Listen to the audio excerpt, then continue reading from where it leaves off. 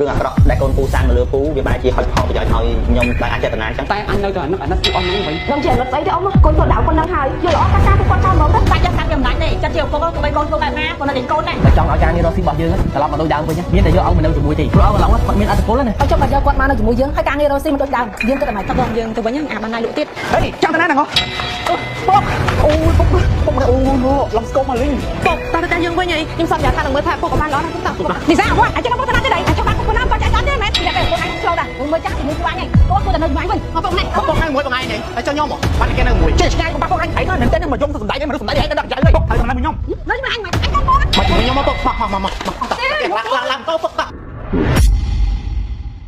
ចាបងប្អូនអ្នកគ្នាសម្រាប់បងប្អូនដែលចង់បាន spray បាញ់បំបត្តិការឈឺចាប់បងប្អូនអាចឆាតចូល page បានពេលដែលបងប្អូនឆាតមកអូនស្រីខ្ញុំនឹងឆ្លើយតបទៅបងប្អូនអ្នកគ្នាហើយអ៊ំគ្មានអីនិយាយច្រើនទេមានតែម្រាមដៃដប់អរគុណដល់បងប្អូនដែលបានជួយទិញ spray បាញ់បំបត្តិការឈឺចាប់មួយស្រីខ្ញុំសូមជូនពរបងប្អូនអ្នកមានអាយុវែងសុខភាពល្អចម្រុងចម្រើននៅស៊ីមានបានណាបងប្អូនណាអញ្ចឹងខ្ញុំសូមបិទ live ត្រឹមហ្នឹងហើយបងប្អូនអ្នកគ្នាជម្រាបលាបាយបាយអូយពូខ្ញុំគ្រាន់តែមើលគេតម្លាក់លេខទូរស័ព្ទទីតាំងក្នុង line មិញខ្ញុំនឹងវិលមុខហ្មងណាសូយ៉ាងគាត់លេខទូរស័ព្ទទីតាំងទៅអត់ហ្នឹងគាត់ឡើងចង់លេខដៃនេះសំខាន់លើកទី1ខ្ញុំឆាក់ជីវិតខ្ញុំហ្មងខ្ញុំតែឃើញគេតម្លាក់លេខទូរស័ព្ទច្រើនហ្មងនេះទី1ដោយសារតែ spray បាញ់បាត់ការឈឺចាប់របស់យើងល្អហើយធូរថ្លៃទៀតហើយស្អីដែលពិសេសទៀតហ្នឹងគឺដោយសារតែប្រជាប្រិយភាពរបស់ពូនេះដែលតាក់ទាញក្តីស្រឡាញ់នឹងក្តីអាណិតពីគេមកឲ្យបានគេជួយទិញហ្នឹងនិយាយពាក្យប្រជាប្រិយភាពអញ្ចឹងដូចសម្ដែងឲ្យគេអាណិតមិនទេបាទវាមិនមែនជាការសម្ដែងទេពូអាចនិយាយថាវាជាសំណាងរបស់ពួកខ្ញុំក៏ថាបានដែររឿងអាក្រក់ដែលកូនពូសាំងមកលើពូវាបែរជាហុចផលប្រយោជន៍ឲ្យខ្ញុំដោយអចេតនាអញ្ចឹងខ្ញុំនិយាយអញ្ចឹងមិនមែនចង់ឌៀមដាមឲ្យកូនពូទេប៉ុន្តែអាហ្នឹងវាជាការពិតទេពូហើយឌៀមដាមក៏ឌៀមដាមតាព្រោះពួកនឹងវាសំពីអស់ហ្នឹងតែអញនៅតែអាណិតពួកអស់ហ្នឹងវិញ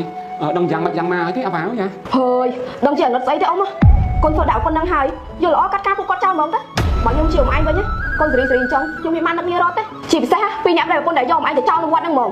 ចិត្តឡើងសាហាវជាងសត្វដេឆានទៀតគូឲ្យអ៊ំឯងនឹករលឹកដែរអីសូយ៉ាហើយល្មមធ្នមសម្ដីខ្លះមើលអាគាត់នឹកកូនគាត់មានស្អីខុសសាច់កាត់វាមិនដាច់ទេចិត្តជាឪពុកទោះបីកូនធ្វើបែបណាក៏នៅតែកូនដែរពីអ្នកនោះវិញពូអត់បារម្ភទេព្រោះគេមានប្រិយប្រពន្ធហើយណាមួយគេធុំធាទៀតពូនឹកតែអាសនាទេវាដឹងមានលុយចាយអត់អីហ្នឹងអាបាទ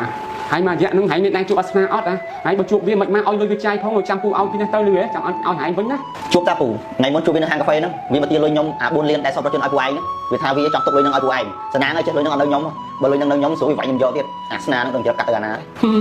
អញលឺអញ្ចឹងអាណិតវាដែរវាអត់លុយចាយបានវាមកទីហែងហ្នឹងហែងបើទៅលើកក្រោយជួបវាឲ្យវា4 10ម៉ឺនចាយផងណារួចចាំមកយកពីអញលឺហ៎បាទពូ